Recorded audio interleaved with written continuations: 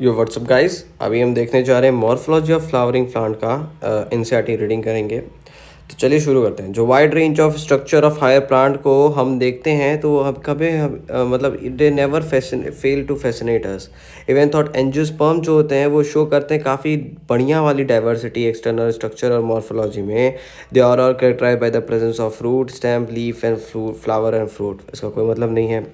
फिर मतलब कि यही है कि मतलब बहुत ज़्यादा एक्सटर्नल वो होते हैं, लार्ज डाइवर्सिटी होती है, बहुत तगड़े तगड़े कैरेक्टर होते हैं, तो वो सब देखना ही है। इन चैप्टर 2-3 में हमने बात किया था क्लासिफिकेशन ऑफ प्लांट के बारे में, उनके based on the morphological structure and character के बेसिस पे हमने क्लासिफाई किया था। For successful attempt at classification understand any higher plant और for the matter of any living organism we need to know the standard technical term at the standard definition. We also need to know about the possible variation in different parts of the found in adaptation and a plant to their environment adaptation. If you pull out any weed, you will see that them all of them have a root, stem, leaf. Okay, तो अगर तुम एक plant को देखोगे तो उसमें सब में रूट, स्टेम, लीफ तुम्हें देखेंगी. They may be bearing flower and fruit. The underground part of the flower is root system and the portion above the ground is fruit system. काफ़ी बड़ी जानकारी मिल गई यहाँ पे. अब अगर हम बात करें द रूट के बारे में, रूट अब मैं यहाँ से हिंदी में अच्छे से एक्सप्लेन करता हूँ। ऊपर जो था ये सब फालतू था, क्या था, फालतू था। चलिए, तो अगर हम यहाँ पे देखें the root, majority of dicot plant the direct elongation of radicle lead to the formation of primary root which grow inside the soil.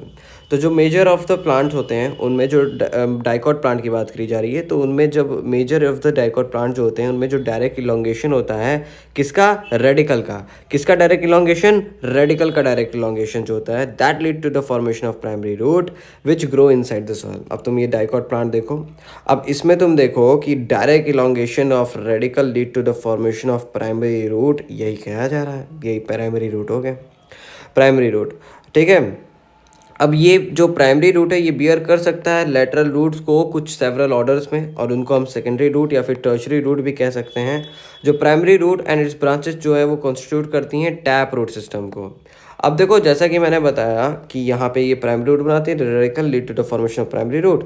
जो रेडिकल होता है बेसिकली कुछ इस प्रकार का तुम्हें स्ट्रक्चर देखने को मिलता है, और ये ऊपर जो जाता है वो ये शूट बन जाता है, और नीचे जाता है तो ये रूट का बनाता है, और ये रेडिकली ग्रो करता है तो इससे रूट का फॉर्मेशन होता है. याद रख लेना, ये प्लांट का पार्ट है, तो यहाँ से ये शूट चला गया, यहाँ से ये रूट चला गया, ये रेडिकल है, और ये इसी का ग्रोथ जो है वो प्राइमरी रूट बनाता है. उसके बाद तुम्हें सेकेंडरी रूट्स तुम्हें देखने को मिल रहे हैं. लेकिन अब इसमें ऐसा भी है कि टर्शरी भी आ सकते हैं. टर्शरी यहाँ पे तुम देख भी सकते हो, टर्शरी आए हैं यहाँ पे. तो ये देखो, the primary root and its branches constitute क्या करती हैं, टैप रूट सिस्टम. और इस पूरे सिस्टम को हम क्या कहते हैं, टैप रूट सिस्टम कहते हैं, टैप रूट सिस्टम. ठीक, टैप रूट सिस्टम तुम देख सकते हो. डाइकॉट का एग्जांपल होता है ये, as seen in mustard plant, जैसे कि तुम मस्टर्ड प्लांट में देख सकते हो.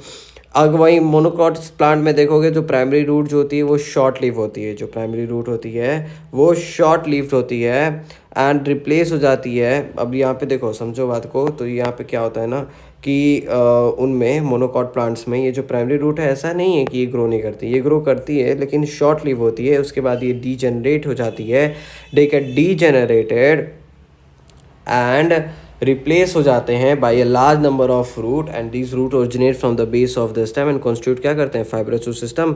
अब ये डीजनरेट होके काफ़ी लार्ज नंबर ऑफ रूट्स बना लेते हैं जो कि बेस से निकलते हैं, और ये बना देते हैं फाइब्रस रूट सिस्टम. और वो कौन सा था, टैप रूट था. फाइब्रस रूट्स का ये देखो एग्जाम्पल, यहाँ से पहले प्राइमरी रूट ऐसे ग्रो करता है, प्राइमरी रूट ग्रो करता है, नो डाउट नहीं ग्रो करता है, ग्रो करता है. उसके बाद ये डीजनरेट होके इसमें कन्वर्ट हो जाता है, और ये हो गया तुम्हारा तो as seen in wheat plant, जैसा कि तुम वीट प्लांट में देख सकते हो, उनमें भी फाइब्रस रूट ही तुम्हें देखने को मिलेंगे. एक्चुअली सभी मोनोकॉट्स में तुम्हें फाइब्रस रूट देखने को मिल जाएंगे. Okay, in some plant like grass, monstera and banyan tree, root arises from the part of the plant other than the radicle. अब कुछ प्लांट होते हैं जैसे कि ग्रास हो गया, जैसे कि मोनेस्ट्रा हो गया, या फिर बनियान ट्री हो गए, रूट जो है वो अराइज करते हैं उन प्लांट से, उन पार्ट से जहाँ से रेडिकल नहीं प्रेजेंट होता है, वहाँ से भी रूट अराइज हो जाते हैं. So root arises from other part of the plant where the other than the radical and is called adventitious root. और उन पार्ट्स को हम क्या कहते हैं, उन रूट्स को जो कि अदर देन रेडिकल वाले पार्ट से ग्रो करते हैं उन्हें हम एडवेंटिशियस रूट कहते हैं। जो main function of the root system is absorption and water and mineral from the soil. और जो मेन फंक्शन क्या है ऑफ द रूट सिस्टम जो है इसका मेन फंक्शन क्या होता है, तो इसका मेन फंक्शन होता है वाटर का एब्जॉर्प्शन कराना, मिनरल एंड सॉइल वगैरह का, एंड प्रोवाइड करना एक proper anchorage to the plant part, मतलब कि एक पूरी तरीके से कंडक्शन वगैरह अच्छे से प्रोवाइड करना, सिंथेसिस करना प्लांट ग्रोथ रेगुलेटर का, जिसमें हमने पढ़ना है अभी 5 पढ़ने हैं, ऑक्सिन पढ़ने हैं, गिब्बरलिन पढ़ने हैं, एब्सिक का एसिड पढ़ना है, इथाइलिन पढ़ना है, साइटोकिन पढ़ना है, साइटोकाइनिन। अब हम देखते हैं नेक्स्ट जो है, ये नीचे क्यों हो जा रहा है भाई। अब जो आता है रीजन ऑफ रूट, तो अभी तक मैंने जितना पढ़ा है समझ में आया। जो रूट होता है वो 2 तरीके के होते हैं। एक डाइकॉट में तुम देखने की कोशिश करोगे तो डाइकॉट में तुम देखोगे कि यहाँ पे होते हैं, अरे ये क्या हो गया भाई, तो डाइकॉट में तुम देखोगे कि ये जो होते हैं प्लांट पार्ट, जो प्राइमरी रूट होते हैं वो बनाते हैं, कहाँ से ग्रो करते हैं, वो डायरेक्ट जो है रेडिकल से ग्रो करते हैं, और that lead to formation of primary root, और वहाँ से फिर सेकेंडरी ग्रोथ या टर्शरी जो है वो आती हैं और पूरे जो रूट सिस्टम बनाती हैं, और ये होते हैं डाइकॉट के, और ये टैप रूट सिस्टम कहलाते हैं। फिर हमने देखा था मोनोकॉट में क्या होता है कि मोनोकॉट में जो है ना तुम्हारा जो प्राइमरी रूट है वो शॉर्ट लीव होता है, रिप्लेस हो जाता है फाइब्रस रूट से। फिर हमने देखा था कि कुछ ऐसे भी प्लांट होते हैं जैसे कि ग्रास, मोनस्टा, बनियान ट्री, रूट अराइज करते हैं अदर देन द रेडिकल, उन्हें हम एडवेंटिशियस रूट्स कहते हैं। The main function of the root system जो होता है वो भी हमने देख लिया, एब्जॉर्प्शन वगैरह, ट्रांसपोर्ट वगैरह, सिंथेसिस वगैरह, प्लांट ग्रोथ रेगुलेटर का। अब हम देखते हैं क्या region of root. Region of root देखोगे तो चलो देखते हैं। देखो कुल मिला के 3 रीजन्स होते हैं। एक होते हैं region of maturation, region of elongation, region of meristematic activity. तो देखो the root covered with apex thimble like structure called a root cap, ये हो गया रूट कैप, यहाँ से कवर्ड होता है। It protect the tender apex of the root as it make its way through the soil.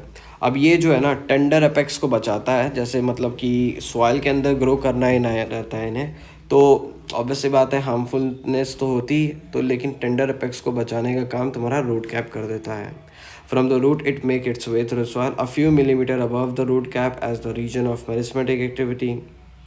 कहाँ थे, तो ये बेसिकली होता है जो तुम्हारा रूट कैप के कुछ मीटर ऊपर देखोगे तो तुम्हें रीजन ऑफ कुछ मीटर, सॉरी कह रहा हूँ, कुछ मिलीमीटर ऊपर देखोगे तो तुम्हें रीजन ऑफ मेरिस्टेमेटिक एक्टिविटी देखने को मिल जाएगा at the region of meristematic activity.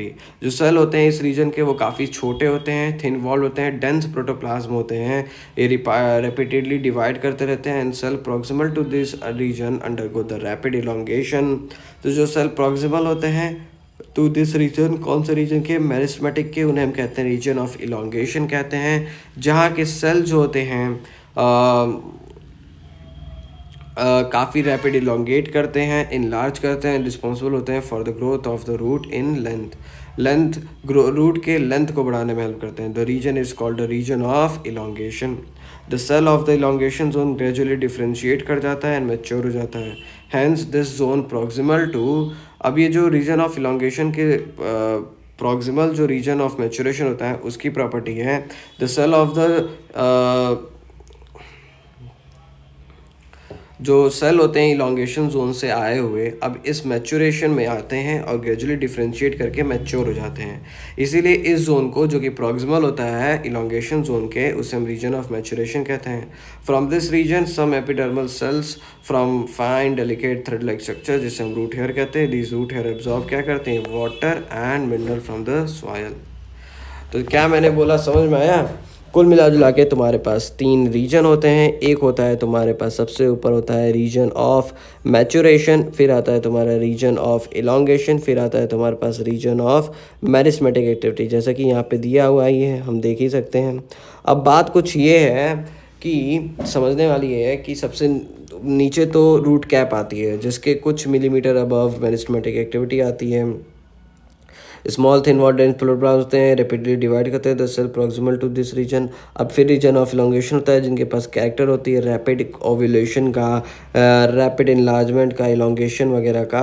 फिर आता है उसके ऊपर रीजन मैचुरेशन, जाके सेल डिफ्रेंशिएट करके क्या होते हैं, सेल डिफ्रेंशिएट कर जाते हैं, ठीक है, एंड मैच्योर हो जाते हैं। अब आता है अपने पास स्टेम। देखो, what are the feature that distinguish a stem from the root? The stem is ascending part of the axis bearing the branch, leaf, flower and fruit. It develop from the plumule of the embryo. देखो, हमने बताया था कि जब ये root होता है तुम्हारे पास, इसमें रेडिकल जो होता है जब ग्रो करता है तो रूट बनते हैं। वैसे ही जब ये तुम्हारे शूट के जो तब तुम्हारे रेडिकल होते हैं, यहाँ पे रेडिकल ये होता है रेडिकल, और ऊपर जो होता है वो होता है प्लीम्यूल, वो होता है प्लीम्यूल। तो जब प्लीम्यूल ग्रो करता है तो उसके वजह से यहाँ स्टेम का फॉर्मेशन होता है।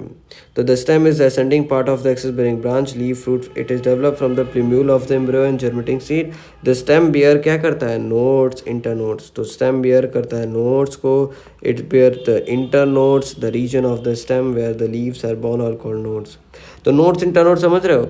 नोड्स वो रीजन होता है जहाँ से लीव्स जो होती हैं वो बेसिकली क्या करती हैं, वो फॉर्म होती हैं, वो होते हैं तुम्हारे नोड्स। लेकिन the region between two successive nodes is known as what? That is known as internode, उन्हें हम कहते हैं। The region of the stem where the leaves are borne are called nodes, while the internodes are the portion between two nodes. The stem bear buds which may be terminal और axillary। अब जो stem है वो क्या beer करता है? वो birds beer करता है, जो कि टर्मिनल भी हो सकते हैं और वो एक्सिलरी भी हो सकते हैं। Stem is generally green when young and later become woody and dark brown. तो जो स्टेम है वो क्या बियर करता है? बर्ड्स बियर करता है तुम्हारे पास, विच में भी टर्मिनल भी हो सकते हैं बर्ड्स और एक्सिलरी भी हो सकते हैं, है कि नहीं? बिल्कुल। अब बात आती है एक्सिलरी, समझ रहे हो? जो लीव्स से निकलती हैं उन्हें एक्सिलरी बर्ड कहते हैं, और जो टर्मिनल होते हैं जो ग्रोथ नहीं दिखाते हैं। Stem is generally green, young and later often become woody, dark brown. The function of the stem is spreading out branches and leaf, flower, fruit. It conducts water, mineral and photosynthesis. Some stem perform the function of storage of food, support, protection, okay, and vegetative propagation. तो ये बहुत ही important बात मैंने बताई है तुम्हें, क्या? कि जो मेन फंक्शन ऑफ स्टेम है कि वो स्प्रेड आउट ब्रांचेस, वो ब्रांचेस निकालते हैं, वो लीफ, फ्लावर, फ्रूट्स वगैरह निकालते हैं, और वो कंडक्ट करते हैं वाटर, मिनरल, फोटोसिंथेटेट। सम स्टेम जो है वो परफॉर्म करते हैं फंक्शन, जैसे स्टोरेज ऑफ फूड हो गया, सपोर्ट हो गया, प्रोटेक्शन हो गया, वेजिटेटिव प्रोपगेशन हो गया। पहले जो सिलेबस था इसका उसमें हमें अभी भी पढ़ाया गया था, लेकिन वो कोई काम का नहीं है तो हम पढ़ते भी क्यों है भाई, क्यों फालतू पढ़ें? तो उसमें हमें टाइप ऑफ स्टेम भी बताया जाता था। मॉडिफिकेशन स्टेम, जिसमें तुम्हें बताया जाएगा कि पोटैटो भी एक स्टेम है, उसके अंदर जो मेरे कार्बोहाइड्रेट वगैरह स्टोर हुए रहते हैं, तो इसका ज़रूरत नहीं है। अब देखो सिलेबस में ही नहीं है तो क्यों पढ़ोगे तुम? लेकिन नहीं, उनको तो पढ़ाना था, हमारा सिलेबस बढ़ा दिया। खैर, नीट में नहीं आने वाला है। अभी अगर देखने की कोशिश करें तो हमने शुरू से क्या पढ़ा? रूट के बारे में पढ़ा। दो तरीके के रूट होते हैं, और प्राइमरी रूट कैसे रेडिकल के डेवलपमेंट से होता है, टैप रूट सिस्टम होता है, फिर वहाँ पे वो कि डाइकॉट का होता है, मोनोकॉट में क्या हो जाता है कि फाइब्रस रूट आ जाता है। ये रूट अराइज होता है लेकिन रिप्लेस हो जाता है बाद में। और फिर वीट प्लांट में मोनिस्टा banyan tree, root arise from the part of the plant other than the radical and is called adventitious root. जो main function of the root system are absorption water and mineral and soil, providing a proper anchorage to the plant part, storing the reserve food material and synthesis. ये सब हमने देख ही लिया था, बहुत सही, ये सब देख लिया। फिर उसके बाद रीजन देख लिया हमने, तीनों रीजन देख लिया, अच्छे से पढ़ लिया। यहाँ के सेल जो होते हैं वो काफ़ी स्मॉल होते हैं, काफ़ी ज़्यादा हाईली डेंस प्रोटोप्लाज्म होता है इनके पास, मेरिस्टेमेटिक के काफ़ी रैपिड डिवीजन शो करते हैं, okay, very small, thin wall, dense protoplasm, rapid division. उसके ऊपर वाले जो होते हैं वो वैक्यूलेशन शो करते हैं ताकि इलोंगेशन हो सके, इनका लेंथ बढ़ाते हैं। और मैच्योरेशन वाले जो होते हैं वो क्या करते हैं? वो डिफ्रेंशिएट होकर मैच्योर हो जाते हैं। फिर हमने स्टेम के बारे में भी देख लिया, नोड, इंटरनोड और उसका फंक्शन। यहाँ पे ये फंक्शन था, फंक्शन को भी हमने देख लिया। अब लीफ को पढ़ते हैं। तो लीफ को अगर हम पढ़ें तो the leaf is the lateral generally flattened structure, जो कि बॉर्न होती है कहाँ पे? स्टेम पे। ऑब्वियस सी बात है, लीफ जो है वो कहाँ पे आएगी? तुम्हारी स्टेम पे आएगी। So leaf are the lateral generally flattened structure which are born on the stem. It develop at the node and bear a bud in its axil. अब देखो ये डेवलप होती है कहाँ पे? नोड पे डेवलप होती है लीफ। अगर मैं बताऊँ तो यहाँ पे तुम देख रहे हो ये एक स्टेम था, यहाँ पे से डेवलपमेंट हुआ लीफ का, और यही होता है तुम्हारे पास node. Okay, so it developed from the node and bear a bud in its axil. The axillary bud later develop into branches. जो axillary bud होती हैं वो बाद में किस में डेवलप हो जाती हैं, branches में डेवलप हो जाती हैं. Leaf originate from the shoot apical meristem and arrange in acropetal order. The most important vegetative organ of the photosynthesis. तो देखो जो लीव होती हैं वो कहाँ से ओरिजिनेट होती हैं, ये भी काफ़ी इंपॉर्टेंट क्वेश्चन है तुम्हारे लिए. तो जो है ये शूट एपिकल, अब ऑब्वियस सी बात है रूट एपिकल मेरिस्टम से तो लीव आएंगे नहीं भाई. कब से रूट जो है वो लीव देने लगा, थोड़ा ये भी हम जान लें. तो वो नहीं, लीव जो है वो शूट एपिकल मेरिस्टम से आती हैं, वो शूट जो पार्ट वाला जो होता है वो देता है. और एक्रोपिटल ऑर्डर में अभी हम देखेंगे कि दो ऑर्डर होते हैं, एक एक्रोपिटल होता है और एक बेसिपिटल होता है. ठीक है, ये भी ऐसे ही कुछ होता है, अभी हम देखेंगे. बेसिपिटल होता है, एक्रोपिटल होता है. They are most important vegetative organ of the photosynthesis. Obvious सी बात है, लीव जो होती हैं उनका सरफेस एरिया मैक्सिमम होता है, और यहाँ पे तुम्हारे ग्रीन ग्रीन वो क्लोरोप्लास्ट प्रेजेंट होते हैं जो कि फोटोसिंथेसिस कराते हैं. Mesophyll cell most of the leaves में ही प्रेजेंट होती हैं. तो ये भी हमें जानना जरूरी था. एक्रोपिटल ऑर्गन में most important vegetative organ of the photosynthesis होते हैं. अब एक टिपिकल लीफ कंसिस्ट करती है 3 मेन पार्ट का. ऑब्वियस सी बात है 3 मेन पार्ट तो ज़रूर ही होंगे लीफ के अंदर में. तो the typical leaf consist of 3 main part. The leaf base होती है इनके पास, यहाँ पे देखो ये लीफ बेस हो गई. फिर होती है तुम्हारे पास पेटियोली होती है तुम्हारे पास, ये जो कनेक्ट करती है लेमिना को. लेमिना हो गया तुम्हारा, ये जो पूरा फ्लैटेंड पार्ट होता है तुम्हारा ब्लेड होता है, इसको लीफ ब्लेड भी कहते हैं. और the leaf is attach to the stem by the leaf. अच्छा रुको, इसको मैं ज़रा हाईलाइट कर देता हूँ, ब्लैक से नहीं दिख रहा नहीं. ठीक है, अब देखो लेमिना हो गया. The leaf is attach to the stem by the leaf base. Obvious सी बात है, लीफ जो है वो लीफ बेस की वजह से ही कहाँ पे अटैच्ड है, स्टेम पे. And may bear 2 lateral stem like leaf like structure, जिन्हें हम क्या कहते हैं, स्टिप्यूल्स कहते हैं. तो बिल्कुल सही बात है, स्टिप्यूल्स होती हैं लीफ बेस पे 2 stem like leaf like structures. तुम यहाँ पे देख सकते हो, जूम करूँगा तो ये देखो, यही इसी की बात हो रही है. तो स्टिप्यूल है, these are the stipule. In monocot the leaf base expand into a sheath covering the stem partially और होली. एंड मोनोकॉट्स में, किसमें, डाइकॉट मोनोकॉट 2 तरीके के होते हैं. जो लीफ बेस होती है वो एक्सपैंड होती है into a sheath covering the stem partially या फिर Holi.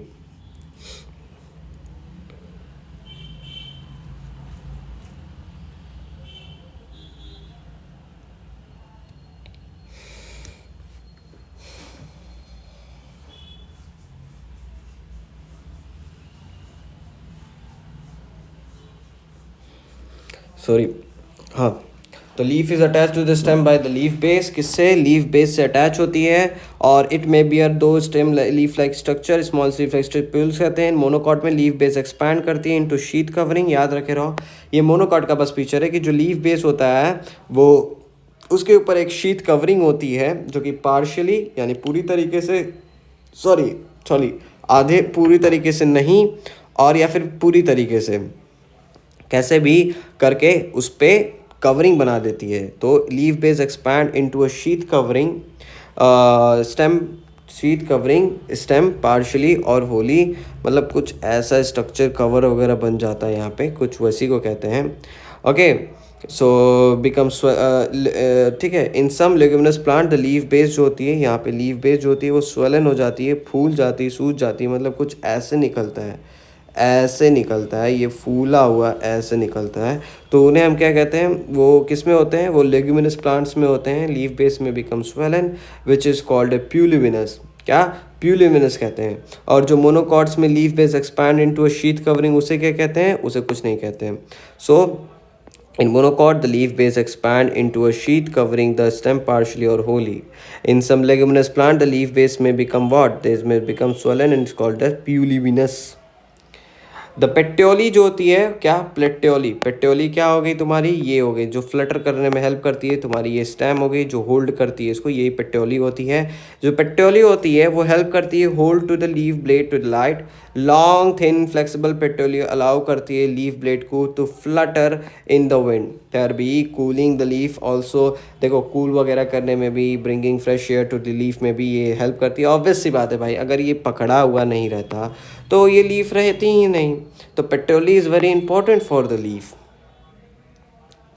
Okay, now the leaf bringing fresh air to the leaf. The lamina or the leaf blade is generally green expanded part of the leaf with vein and winlets. अब ये जो lamina हो गई तुम्हारी, कौन सी, ये जो पूरी तुम्हारी लेमिना हो गई, एंड द लीफ ब्लेड होते हैं वो green expanded part of the leaf होते हैं, जिनमें वेन्स और वेनलेट्स तुम्हें देखने को मिलेंगे। क्या तुम्हें पेट्योली में भी वेन्स देखने को मिलते हैं? ऑब्वियस सी बात है यार, वेन्स उसी के थ्रू आते हैं। There is usually a middle prominent vein is which is known as the midrib। तो याद रखे रहो कि यहाँ पे जो लेमिना और लीफ ब्लेड होते हैं वो green expanded part of the leaf होते हैं with vein and veinlet. There is usually middle prominent vein which is known as midrib. और यहाँ पे एक मिडिल प्रोमिनेंट वेन होता है जिसे हम क्या कहते हैं, मिडरीब कहते हैं। यहाँ से ये मेन होता है तुम्हारे पास, known as midrib. Veins provide rigidity to the leaf blade and act as a channel of transport for water, mineral and food material. जो वेन्स होते हैं वो प्रोवाइड करते हैं rigidity to the leaf blade, मतलब कि थोड़ा ताकत प्रोवाइड करते हैं टू द लीफ ब्लेड, और एक्ट करते हैं as a channels of transport, किसके लिए, वाटर के लिए, मिनरल के लिए, फूड मटेरियल के लिए। The shape, margin, apex surface and extent of incision of lamina varies in different leaves, varies in different leaves. तो जो शेप हो गई, मार्जिन हो गई, एपेक्स हो गई, surface extent of incision of lamina varies in different leaf. ठीक, अलग अलग लीफ में अलग अलग तरीके से तुम्हारे मार्जिन, एपेक्स, सरफेस वो सब हो सकते हैं। तो अभी इतना ही रखते हैं, अब वेनेशन हम बाद में पढ़ेंगे। ठीक।